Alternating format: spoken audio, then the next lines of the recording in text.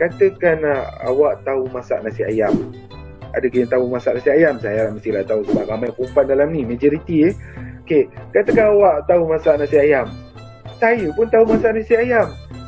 Kita diberikan bahan yang sama. Tapi adakah kesudahannya nasi ayam kita ni nampak sama? Tak Awak mungkin cara awak, saya mungkin cara saya. Awak mungkin nampak ala-ala Hainan, saya pula nampak macam original Jawa. Tak sama Walaupun bunyinya sama nasi ayam, tapi sudahannya nasi ayam tak sama. Awak punya nasi ayam rasa lain, saya punya nasi ayam rasa lain. Jadi itulah perumpamaannya kalau saya nak bagi tahu tentang portfolio PBS ni. Assalamualaikum warahmatullahi taala wabarakatuh dan selamat sejahtera. Saya harapkan pagi ini semuanya dalam keadaan baik, sihat sejahtera. Dan saya harap tak adalah yang kena kuarantin itu yang paling mustahak sekali. Okey, hari ini kita akan teruskan dengan taklimat. Terlebih dulu saya ingin memperkenalkan diri saya. Nama saya Mat Nakai bin Mat Nangin, pegawai pengurusan praktikum, pegawai paling besar di IPG. Besar bukan kerana pangkat, tapi besar kerana saiz. Saya nak bersantai lah pagi ni, sebab biasanya kalau kata taklimat ni, biasanya semua stres. Ini sebab kamera off ni, saya tak boleh lah tengok seorang-seorang. Tapi saya yakin sangat hari ni semua stres. Mana dah tahu ada yang kena jaga anak ke, ada yang kat rumah, mak tu minta tolong itu ini ke. Biasalah kalau kita berada di rumah, begitulah keadaannya. Pengalaman berasaskan sekolah adalah salah satu amalan profesional yang perlu dilalui oleh semua pelajar. Semua pelajar wajib menjalani PBS, pengalaman berasaskan sekolah, kalau nama dulunya dikenali sebagai rancangan orientasi sekolah. Jadi untuk pengetahuan korang semua, PBS ni, orang yang pertama melaksanakan PBS pun baru berkhidmat 10 ke 12 tahun lah di sekolah. Jadi kalau korang pergi ke sekolah pun sebut pasal PBS ni, biasanya cikgu-cikgu akan terkonfuse. Pengalaman berasaskan sekolah ke ataupun pentaksiran berasaskan sekolah. Jadi kalau pergi ke sekolah nanti ataupun kalau bila disebutkan PBS, kalau nampak cikgu tu macam tercangak-cangak, sebut je terus rancangan orientasi sekolah, ROS. PBS ni masih lagi belum terkenal lah, belum solid macam ROS. ROS ni kalau kata kita sebut ROS, saya ingat semua orang yang menjadi cikgu menjalani ROS. Saya sendiri pun menjalani ROS. Jadi apakah yang dikatakan pengalaman berasaskan sekolah? Sebenarnya cerita panjang-panjang dalam garis panduan pun tak guna.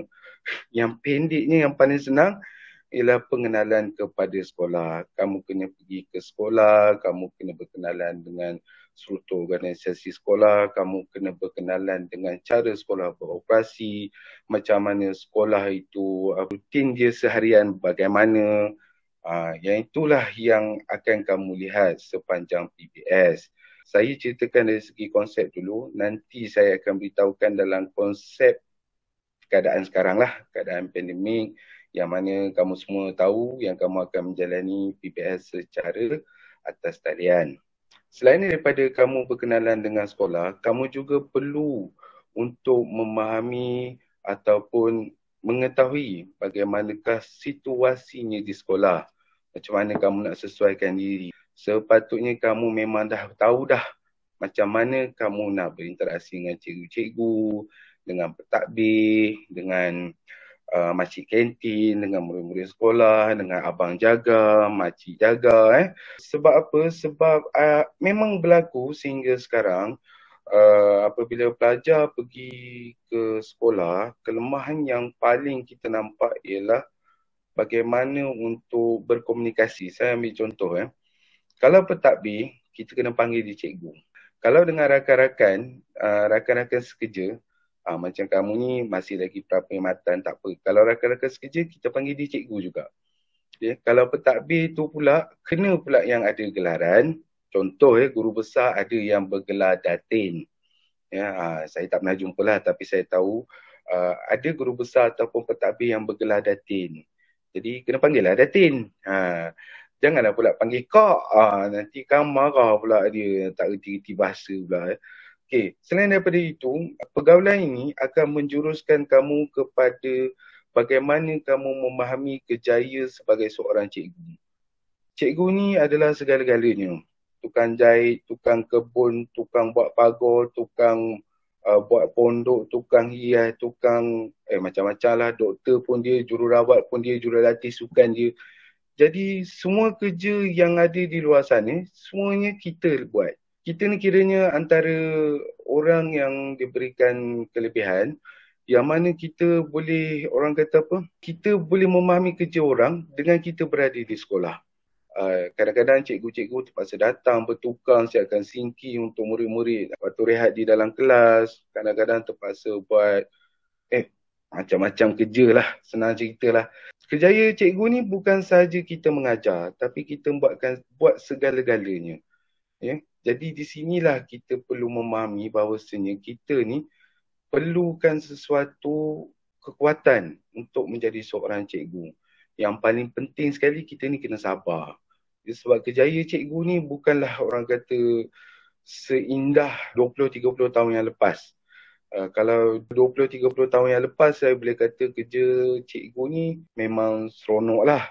Walaupun bergaji kecil, tapi tak semacam sekarang. Walaupun gaji cikgu besar, ribu-riban, tak keterlaluan kalau saya cakap gaji cikgu ni boleh pakai Wildfire, boleh pakai Alphard, tetapi tanggungjawab dan bebanan kerja kita dah tak sama dah. Even macam saya sendiri pun telah meninggalkan sekolah lebih kurang dalam 6 tahun, duduk di IPG. Saya rasa dah jauh sangat sebab kebetulan isteri saya seorang guru.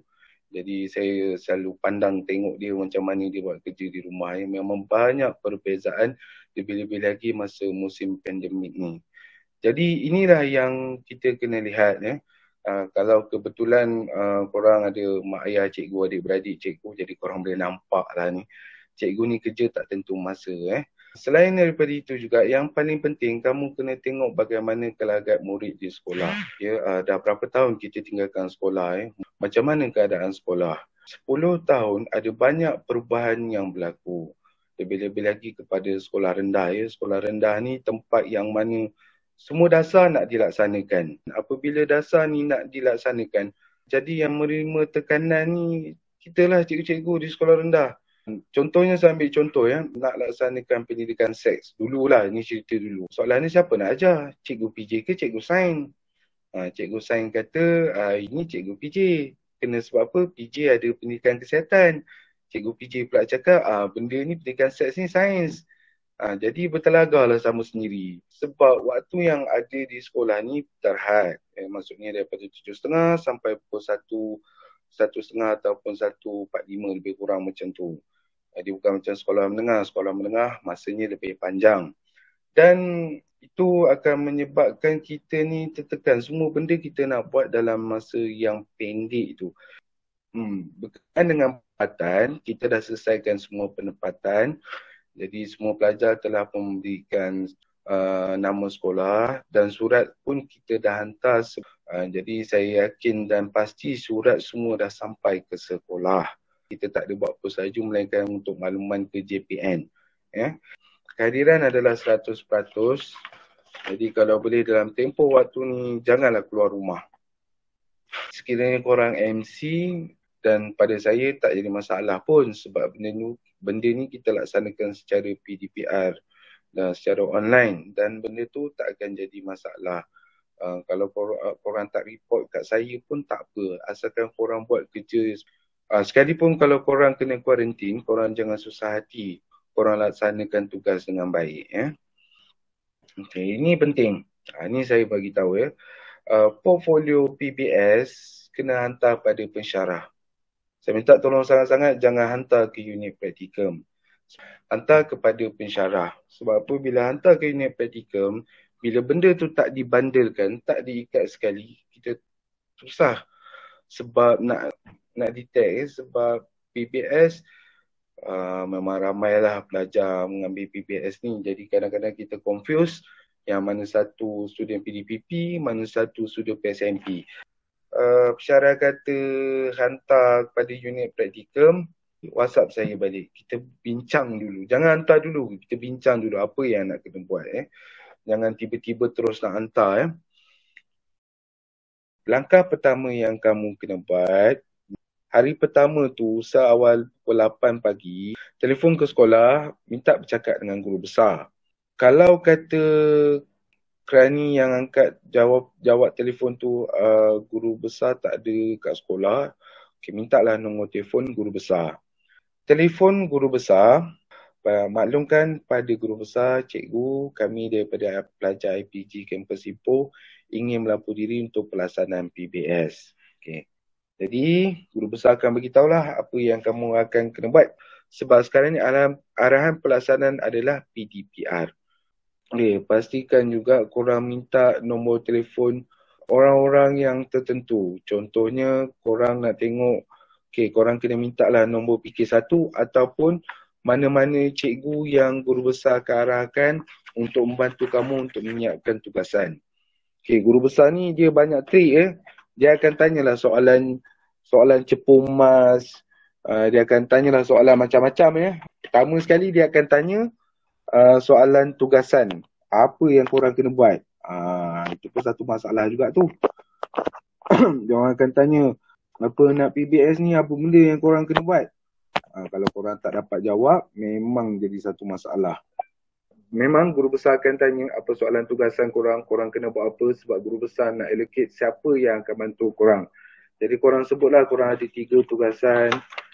Tugasan pertama bina portfolio, tugasan kedua kena buat pemerhatian, tugasan 3 kena buat kajian kes.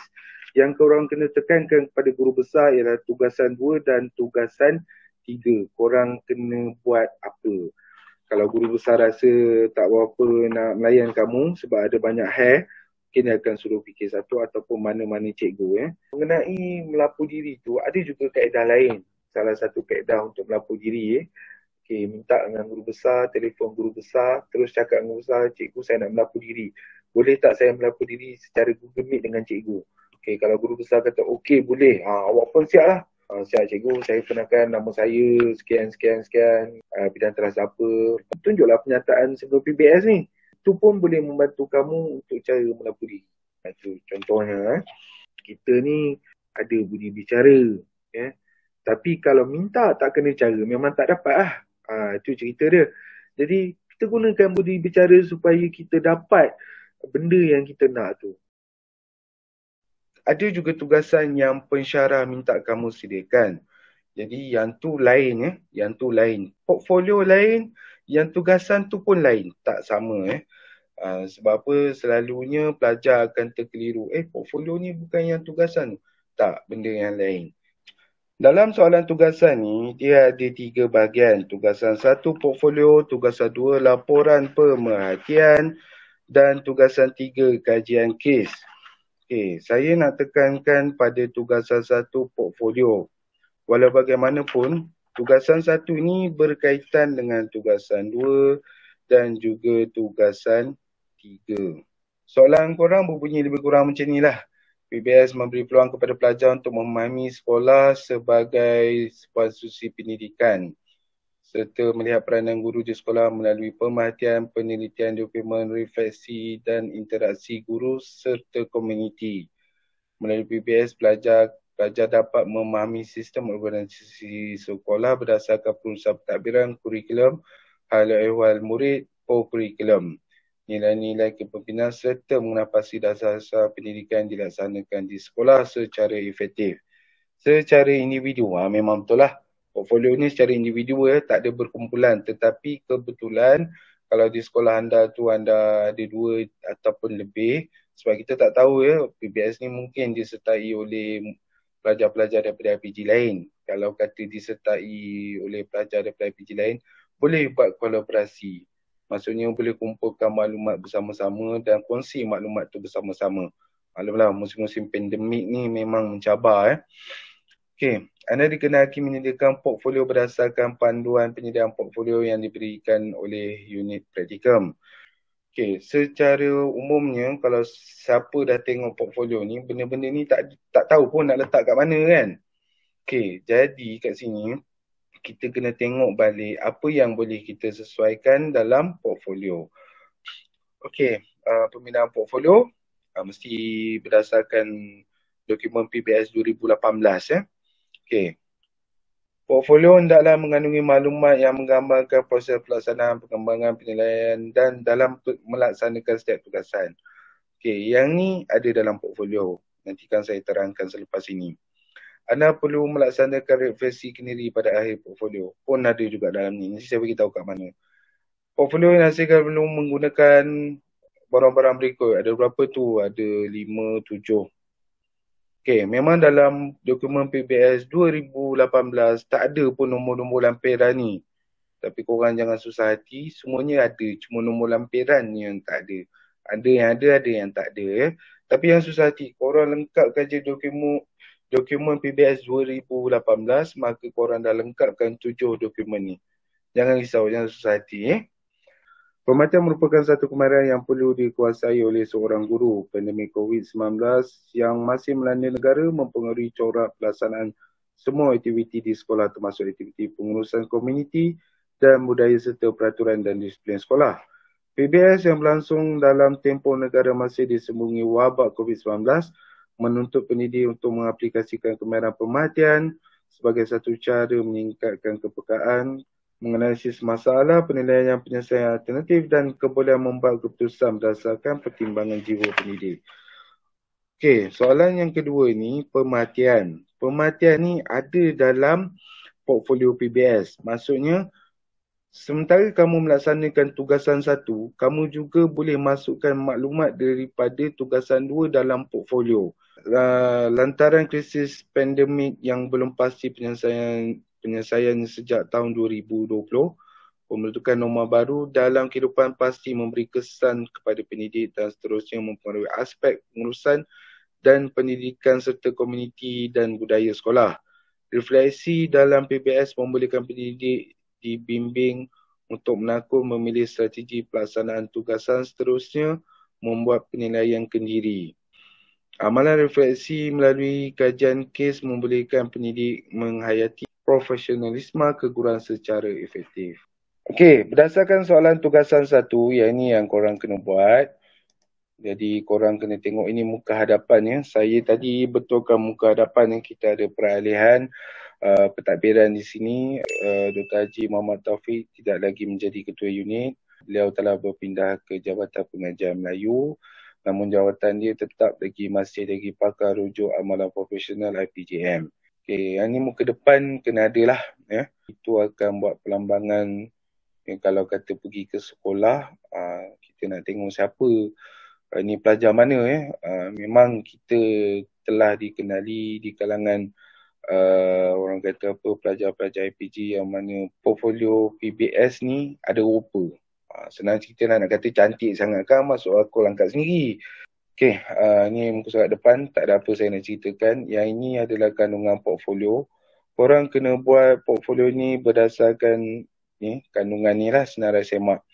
Okey, senarai semak ni korang tak payah tanda sebab yang akan tanda ni pensyarah. Cuma saya minta pastikan siapa nama pensyarah korang, korang tulis. Jangan tak tulis ya.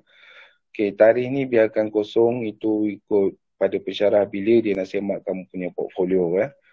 Okey, seterusnya maklumat umum sekolah. Yang ni kamu boleh dapatkan daripada PK. Okey, kita balik pada maklumat umum sekolah ni. Maklumat umum sekolah ni kamu kena isilah. Siapa guru besar dia, siapa PK, takdiran, apa semua dengan guru. Okey, maklumat yang ni jangan minta dengan guru besar. Nanti dia kata kamu tak reti bahasa, takkan benda-benda ni nak tanya aku katanya.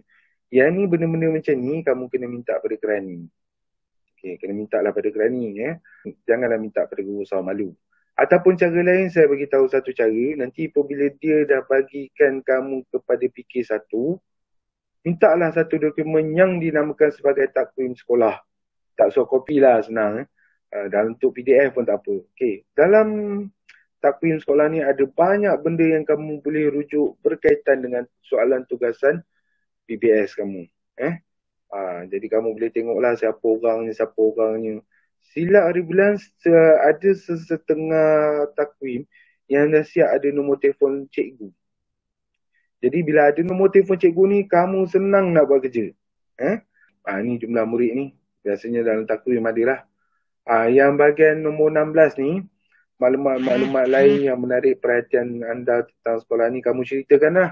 Mungkin kamu boleh cakap sekolah yang kamu pergi ni sekolah kluster. Sekarang ni sebut kluster dah orang ingat terbayang COVID je, kluster apa. Maksudnya sekolah tu kalau sekolah kluster dia ada keistimewaan dia, sekolah TS25 ada keistimewaan dia, sekolah ISO. Saya pernah ber-PBS di sekolah yang melaksanakan ISO. Oh, saya tengok memang keliling file. Tapi ada kebaikan dan keseronokannya. Saya lihat sekolah, saya pergi ke sekolah tu, saya kagum sebab bukan semua sekolah nak buat ISO ni. Sebab audit ISO ni memang menyusahkan.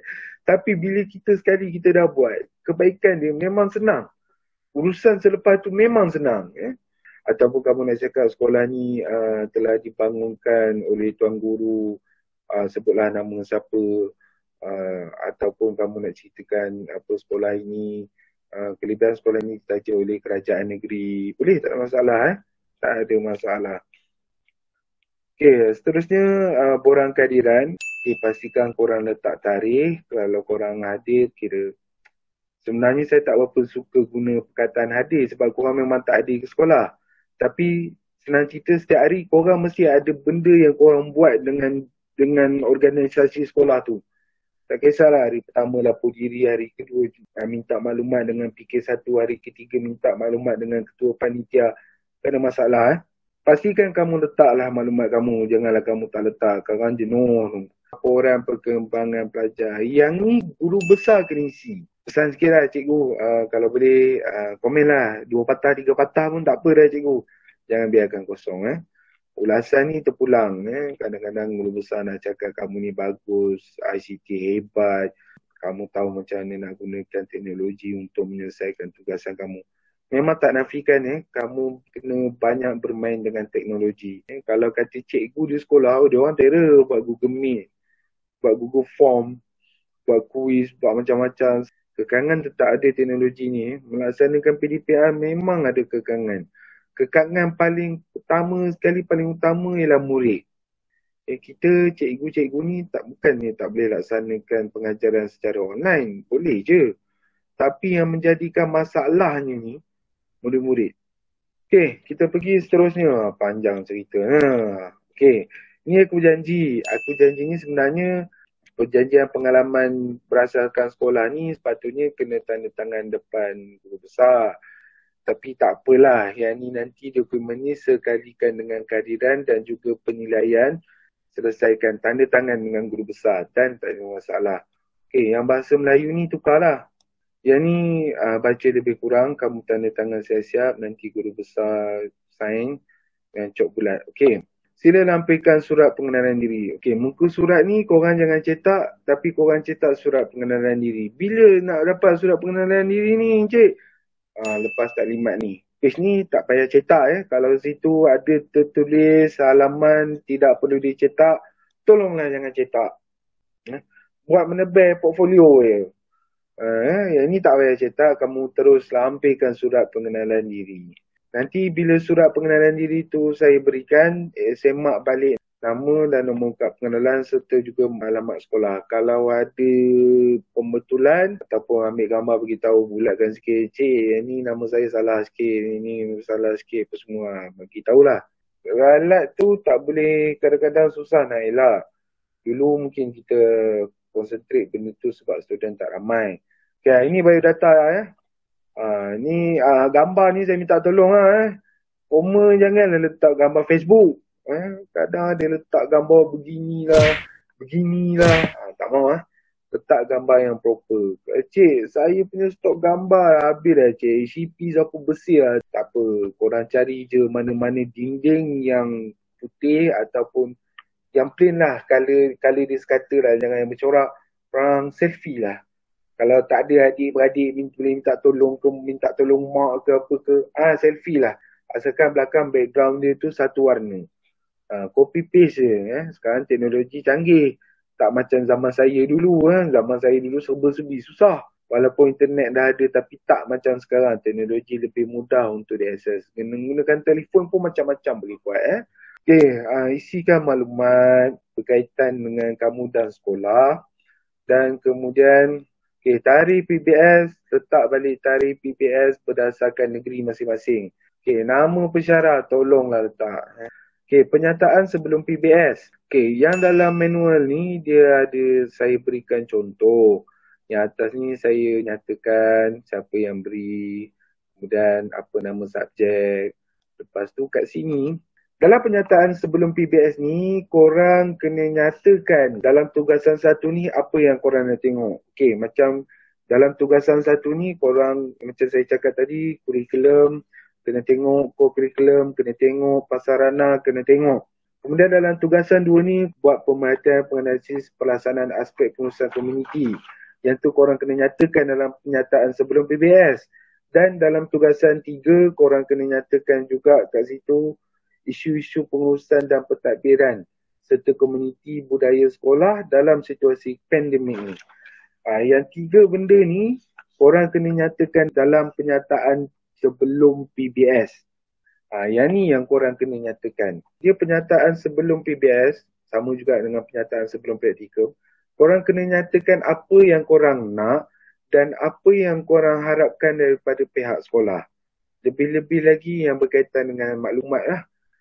Saya ulang balik, pastikan dalam penyataan sebelum PBS ni, korang kena nyatakan dalam tugasan 1 ni apa yang korang nak kena kutip, dalam tugasan 2 ni apa yang korang kena kutip, dan dalam tugasan 3 ni apa yang korang kena kutip. Kutip maklumat lah, kutip orang. Nak bagi tahu juga yang dokumen penyataan sebelum PBS ni, tolong siapkan sebelum kamu melapor diri. Sebab apa, penyataan sebelum PBS ni adalah salah satu dokumen sokongan. Jadi bila guru besar minta, jadi korang adalah something yang korang boleh pegang, korang boleh cakap, korang boleh terangkan secara ringkas. Disemak oleh guru pembimbing. PBS memang tak ada guru pembimbing. Tapi ada setengah guru besar, dia ambil inisiatif tau. Dia ambil inisiatif macam mana? Dia berikan guru pembimbing kepada kamu. Okay, kalau siapa yang diberikan guru pembimbing, maka mintalah tanda tangan dia. Katakanlah guru besar tak appoint mana-mana cikgu untuk jadi guru pembimbing, maka secara automatiknya guru penolong kanan pentadbiran K1 adalah guru pembimbing kamu. Jadi letak je lah nama dia siap-siap. Kalau tak ada nama guru yang dinamakan oleh guru besar. Okey, tarikh ni pun letak siap-siap. Laporan pelaksanaan aktiviti yang difokus. Mestilah berpandukan apa yang terdapat dalam penyataan PBS. Dalam penyataan PBS, kamu nak minta maklumat tentang kurikulum, tentang co-curriculum, pasarana sekolah, kamu nak lihat pengurusan sekolah dan kemudian kamu nak minta tentang jangkis terhadap isu berkaitan pengurusan takbiran semasa pandemik. Jadi, kamu kena cerita 3 benda ni dalam laporan pelaksanaan aktiviti yang difokuskan. Dan kemudiannya kamu ceritakan juga tentang dapatan kamu, macam mana kamu lihat budaya sekolah tu telah berubah daripada fizikal kepada online. Adakah penyertaan semua guru melaksanakan PDPR? Ada setengah negeri yang menggunakan sistem tertentu untuk tujuan pemantauan oleh JPN. Ni laporan aktiviti yang difokus panjang. Contoh pun panjang, macam buat betul. Yang ni ditandatangani oleh pensyarah. Bila tugasan awak ni, portfolio awak ni sampai kepada pensyarah, pensyarah akan tanda tangan lah. Tugasan PBS di jabatan. Yang ni kamu kena letak balik soalan tugasan 1. Tugasan PBS jabatan ni, kamu letak soalan tugasan 1 portfolio yang 30% ni lah. Kalau kamu rajin, tarik balik. Kalau kamu ada kekangan, maksudnya jaga anak ke, kena masak ke apa, scan lah elok-elok. Portfolio ni, tugasan 1 ni, dia ibarat rekod catatan untuk korang dapatkan maklumat tugasan 2 dan tugasan 3. Pengumpulan maklumatnya berkisar tentang tugasan 2 dan juga tugasan 3 yang ditulis secara individu. Dua-dua ayat. Tugasan 2, tugasan 3 yang ayat dia bermula secara individu. Yang tu masukkan dalam tugasan PBS jabatan. Kenapa? Bila kamu letak sini, kamu nampak apa yang kamu kena buat. Tugasan PBS jabatan pemerhatian. Di bahagian ni, dia sebenarnya di bawah, kalau ikutkan kandungan portfolio ni, dia di bawah tajuk instrumen pengumpulan data berhubung tugasan. inilah 4 kaedah yang korang kena pilih untuk melaksanakan tugasan. Dia ada 4. Yang pertama senarai semak, perhatian. Yang kedua korang ada senarai semak.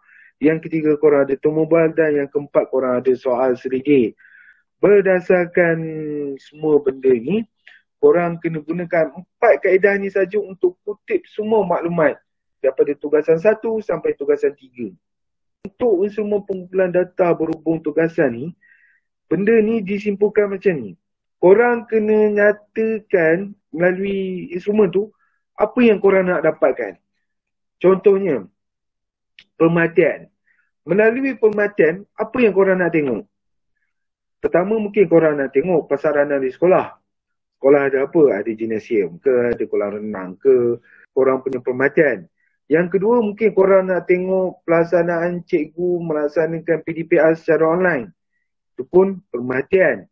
Korang juga nak buat perhatian terhadap bagaimana PK1 melaksanakan pengumpulan pelaporan. Itu pun perhatian.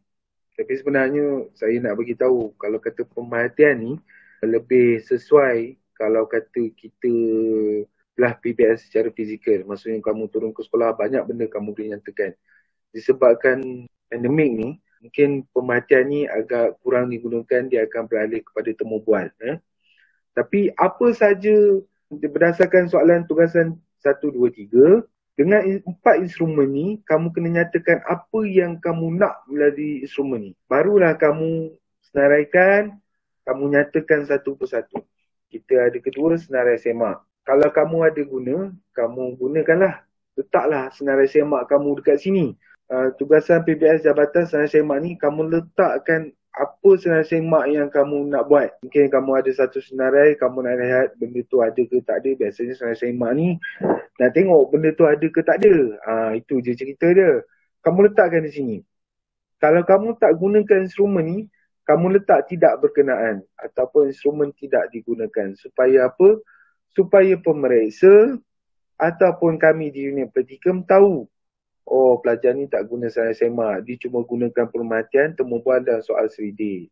Contoh. Untuk mendapatkan maklumat tentang pelaksanaan kurikulum secara atas talian, berikut adalah senarai semak yang digunakan untuk mendapatkan maklumat tentang keberkesanan. Contoh, ayat penintang pukang lah. Nombor 1 apa? Kehadiran murid. Adakah melebihi 50% bilangan murid, ya ataupun tidak. Pelaporan kehadiran murid dihantar ke JPN sebelum jam 9 pagi, ya atau tidak. Contoh, tugasan PBS Jabatan Temu Bual. Dah tentulah PDPR ni memang inilah banyak yang korang akan gunakan, temu bual. Saya sarankan begini, kamu buat jadual yang macam ni. Kamu nyatakan individu perkara yang akan ditanya. Perkara yang akan ditanya ni, kamu boleh letak terus apa soalan yang kamu nak tanya, ataupun korang akan tanya soalan-soalan yang menjurus kepada apa yang korang nak. Kalau guru besar, korang boleh tanya tentang perkara pertama, korang nak tahu tentang pengurusan kurikulum secara umum. Lepas tu korang akan tanya perkara kedua, korang nak tahu tentang pelaksanaan PDPR, apakah cabarannya. Nombor 3, korang akan tanya bagaimana penglibatan dan kerjasama cikgu-cikgu dalam melaksanakan PDPR. Jadi korang buat je perkara yang akan ditanya. Bukan soalan ya. Perkara yang akan ditanya. Perkara yang berkaitan yang akan korang tanya. Korang tanya bagaimanakah sistem pelaporan kurikulum semasa PDPR. PKM tanya tentang apa sistem yang diguna pakai. Lepas tu bagaimana pelaporan dihantar. Macam mana untuk kaedah pengawalan. Itu semua ada kaitan dengan korang punya soalan tugasan sama ada nombor 2 ataupun nombor 3. Jadi sebelum PBS ni bermula, korang boleh dah tengok benda-benda ni. Okay, boleh tak kamu temu bual murid-murid? Boleh dengan prosedurnya betul. Minta izin dengan guru kelas ataupun guru mata pelajaran. Minta kontak murid yang aktif, yang ada telefon sendiri, yang ada laptop sendiri. Itu pun boleh juga buat survey. faktor-faktor kenapa murid boleh akses, kenapa murid tak boleh akses, apa kekangan yang murid hadapi. Kalau kata daripada 30 orang murid ni, apa cabaran utama dia, itu antara soalan-soalan yang korang boleh tanya. Tapi kalau korang nak tanya, pastikan benda tu korang nyatakan dekat sini. Okay, yang tadi tu temu bual. Soal selidik ni, tak kerjasama daripada guru besar untuk kamu temu bual dan juga serahkan soal selidik. Nak mudah guna Google Form. Itu nasihat saya senang. Guna Google Form, bagi dekat guru besar, cikgu saya nak buat survey sikit tentang pelaksanaan PDPR. Saya dah sediakan Google Form. Kalau boleh nak minta jasa baik cikgu untuk saya berikan kebenaran pada saya, so saya serahkan pada cikgu-cikgu. Guru besar kata okey, masuk dalam grup WhatsApp. Ataupun guru besar beritahu okey, nanti bagi tahu pada PK1, untuk PK1 masukkan dalam grup WhatsApp. Okay. Kamu boleh rangkumkan semua sekali soal selidik kamu dalam satu Google Form, lepas tu link tu kamu bagi dekat cikgu, jadi cikgu semua jawab. Itu pun salah satu cara, kaedah. Yang tu kalau itu pun boleh masukkan dalam ni. Apa benda yang kamu nak nyatakan dalam soal selidik dalam Google Form tu, nyatakan kat sini. Kalau ikut kandungan portfolio, rekod kolaboratif ni, dia ada 5. Perbincangan dengan pengurus sekolah, perbincangan dengan mentor, perbincangan dengan guru-guru lain, perbincangan dengan kaki tangan sekolah, interaksi dengan murid. Rekod kolaboratif ni adalah salah satu catatan paling utama dalam portfolio PBS. Dia akan menunjukkan kamu berurusan dengan siapa. Katakan, guru besar ni, kamu berurusan tak apa. Untuk mendapatkan perundingan, macam mana nak melaksanakan PBS ni secara atas talian. Borang ni ibaratnya, apa yang kamu buat, kamu kena tulis dalam borang ni. Katakan kamu jumpa guru besar, kamu pun tulis tajuk perkara, menapa diri dengan guru besar secara atas talian. Guru besar ucapkan selamat datang, guru besar beritahu sekolah PDPR, guru besar kata sekarang ni semua berada di rumah, tak ada berada di sekolah. Pelaksanaan PDPR semuanya berjalan atas talian. Sekolah tak gunakan modul. Dengar je lah apa guru besar cakap, kamu catatkan. Lepas tu catatan tindakan ni, yang ni sekiranya apa yang guru besar cakap di sini ada berkenaan dengan perlukan tindakan, kamu catatkan tindakan. Kalau tak payah. Kat sini dia ada tanda tangan tau. Sebagai isu pandemik COVID ni, tanda tangan tak perlu. Tapi yang penting kena letak dengan siapa kamu berjumpa. Kalau kamu jumpa dengan guru besar, kamu tulis nama guru besar, jawatan di guru besar. Kalau kamu jumpa dengan cikgu biasa, kamu tulis nama cikgu tu. Kamu tulis situ jawatan dia apa, cikgu mata pelajaran. Kalau kamu jumpa murid, letaklah nama murid tu. Bukan jumpa atas talian. Rekod kolaboratif ni, siapa saja kamu jumpa, siapa saja kamu tanya, kena ada catatan ni. Dia rekod ni macam kayu ukuran tau. Kamu jumpa ramai orang, setiap orang kamu jumpa, kamu tulis benda ni, buat benda ni, rekod ni. Dan kemudian kamu punya assignment bagus macam mana pun, tapi kalau benda ni kamu cuma ada 3 line je, maksudnya kamu jumpa dengan 3 orang je, macam mana orang nak nilai kamu punya tugasan? Sedangkan tugasan kamu power, orang akan petikai kan. Pengumpulan data, rekod kolaboratif ni tak banyak, tapi assignment bagus. Jadi orang akan nampaklah kamu ber-PPS di kayangan. Itu cerita dia. Jadi kita nak elakkan perkara tu, jadi bilangan rekod kolaboratif ni dia kena logik. Paling tidak sekurang-kurangnya sehari satu. Kadang-kadang guru besar ni dia suka tanya benda bukan-bukan. Laporan tak siap lagi. Dia akan tanya, apa kamu buat? Apa bukti kamu nak tunjuk? Ini dia buktinya. Cikgu, ini rekod kolaboratif saya. Cikgu ada lebih kurang dalam 48 rekod cikgu. 48 rekod ni saya dah berurusan dengan 48, lebih daripada 48 orang. Mana yang saya rangkumkan sebab isunya sama. Cikgu, yang ni untuk penilaian cikgu. Cikgu boleh tengoklah rekod saya. Dapatan baru ni dia di bawah tajuk ilmu/pengetahuan baru melalui dapatan baru. Jadi ceritanya, tadi kan kita ada gunakan 4 kaedah. Permatian, senarai semak, temu bual, soal selidik. Jadi korang kena transferkan dapatan korang tu tadi. Yang korang dah jumpa guru besar, korang dah temu bual, korang dah buat Google Form, korang dah buat perhatian, korang dah teropong sekolah daripada Google Map.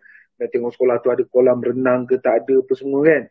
Jadi korang kena compilekan benda tu bawah tajuk ni. Maksudnya ilmu pengetahuan baru melalui permatian. Kalau korang gunakan instrumen permatian, Yang mana permatian yang korang buat tu, korang kena laporkan kat sini. Okay, boleh tak letakkan gambar? Boleh, tapi jangan besar-besar lah. Bukan sebab saya yang nak buat. Masalahnya kalau letak gambar besar-besar ni, tebal sangat korang punya portfolio ni. Okay, jadi boleh tak letak gambar? Boleh, kalau benda tu pemerhatian. Kalau ada. Okay, contohnya kalau kata kamu buat pemerhatian dalam kelas secara atas talian, boleh print screen ya. Tahu ke print screen? Okay, saya harap semua orang tahulah tentang print screen ya. Okay, kamu print screen gambar, kamu boleh masukkan kat dalam. Tak ada masalah. Yang penting mesti berkaitan dengan tugasan 1, 2 dan 3. Segala dapatan baru dalam pemerhatian, kamu nyatakan. Kalau katakan ada guna senarai semak, kamu nyatakan. Kalau temu bual, okey, temu bual ni dia special sikit. Temu bual ni kamu kena nyatakan skrip. Apa soalan, apa jawapan. Apa soalan, apa jawapan. Dia bukan kamu buat rumusan. Kamu kena buat macam tu. Itulah ada juga baiknya kamu melaksanakan PPS secara online ni. Sebab apa, bila online ni semua benda kamu boleh rakam. Jadi bila kamu rakam, kamu tak akan tertinggal satu benda, melainkan kamu lupa nak rakam. Dalam soalan tugasan 3 ada nyatakan refleksi dalam PBS membolehkan pendidik dibimbing untuk menakul, memilih strategi, pelaksanaan tugasan dan seterusnya membuat penilaian kendiri. Yang paling penting refleksi ni ialah penilaian kendiri. Untuk saya ambil satu contoh je. Kamu jumpa guru besar. Dalam perjumpaan guru besar tu, kat sini kamu nyatakan jumpa guru besar sebab apa. Kemudian dalam perbincangan kamu sepanjang, tak apa, kamu boleh rangkumkan. Maksudnya kalau 10 kali jumpa guru besar, maksudnya kamu boleh rangkumkan sekali. Dalam perbincangan tu, perkara yang difokuskan apa? Guru besar ni cakap apa? Kamu nyatakan kekuatan. Guru besar seorang yang berkaliber. Berdedikasi, beliau memastikan perjalanan PDPR dilaksanakan oleh sepenuh guru-gurunya. Kamu nyatakanlah apa juga kekuatan yang kamu dapat dalam perbincangan tu. Mungkin guru besar ni seorang yang kamu nampak dia tegas, kamu nampak tegas tapi berlembut. Ataupun apa saja kekuatan yang kamu nampak dalam perbincangan tu, kamu masukkan dalam kekuatan. Kelemahan dia kamu catatkan di situ. Macam contohnya, macam sekarang ni kan kamu dengan saya. Saya ni tak suka formal. Mungkin kamu boleh catatkan kelemahan. Encik Nakal ni tak suka benda ni terlalu formal. Boleh gelak-gelak sikit, tak mahu terlalu formal. Itu kelemahan. Contoh, kalau guru besar pun macam saya cakap pun lebih kurang, kamu boleh nyatakan di situ. Cadangan penambah paket ni dia berikut pada situasi apa yang kamu buat tu. Kalau perbincangan dengan guru besar, maka kamu kena tahulah kelemahan dia apa dan macam mana kamu nak baiki. Akan datang, kalau jumpa dengan guru besar, bagi salam. Jumpa guru besar, senyum. Kita dah tahu guru besar tu garang. Tapi garang dia tu macam mana kita nak tawan hati dia tu supaya kita ni mudah nak buat tugasan kita. Itu cadangan penambahbaikan. Amalan refleksi ni, rekod ni nak ada berapa banyak? Kalau ayat saya yang mudah, dia berkadar terus. Kalau rekod kolaboratif ada 10, refleksi pun ada 10. Tapi kita faham kadang-kadang benda tu digabungkan. Contoh tadi macam saya cakap guru besar. Kamu jumpa guru besar tu 10 kali. 10 kali kamu jumpa guru besar. Mungkin 5 kali tu kamu boleh gabungkan dalam satu borang. 5 kali yang kedua tu kamu gabungkan satu borang. Jadi 2 borang. Tak ada masalah. Asalkan benda tu berkaitan. Laporan akhir PBS dalam portfolio bukan merujuk kepada ni yang dalam tugasan ni. Semua benda yang kamu kena buat ni. Laporan akhir dalam portfolio PBS adalah rumusan kamu sepanjang 10 hari berada di sekolah. Kami nyatakanlah sepanjang 5 hari saya mendapat kerjasama yang sangat baik daripada guru besar, guru-guru dan juga murid-murid di sini. Amat menikmati proses mendapatkan maklumat-maklumat berkenaan tugasan. Barulah saya faham, saya mengerti bahawasanya menjadi cikgu, seorang cikgu ni bekerja pagi, petang, siang, malam, tunggang, tunggik, terbalik semua. Khidmat cikgu sentiasa diperlukan. Pelajar perlu menyediakan portfolio ini sama seperti tugasan yang lain. Pelajar hanya perlu bandingkan sahaja portfolio ini. Sila gunakan muka hadapan yang telah dibekalkan. Jangan lupa untuk memasukkan maklumat pada muka hadapan tersebut. Kertas bagi muka hadapan adalah bergantung kepada warna yang telah ditetapkan untuk setiap kumpulan pelajar. Juga terdapat satu borang semakan PBS. Borang ini perlulah diletakkan selepas panduan pelajar. Susunannya mestilah seperti di gambar rajah yang sebelah ini ya.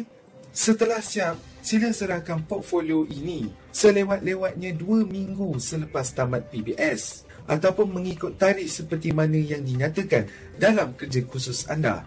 Sila patuhi tarikh yang telah ditetapkan. Sebagai penutup, saya perlu mengambil kehadiran. Langkah pertama, anda mesti subscribe channel saya ini. Langkah kedua, sila komen di ruangan di bawah. Saya sudah hadir mendengar taklimat, disusuli dengan nama penuh anda dan juga unit. Saya rasa saya dah terangkan banyak. Saya rasa itu saja kot daripada saya. Jadi saya beri keizinan kalau ada kebetulan video-video saya yang boleh korang gunakan. Ya, sebab manfaat itu ilmu Tuhan bagi manfaat untuk semua orang. Itu saja daripada saya. Saya ucapkan terima kasih kepada semua student yang datang taklimat ni.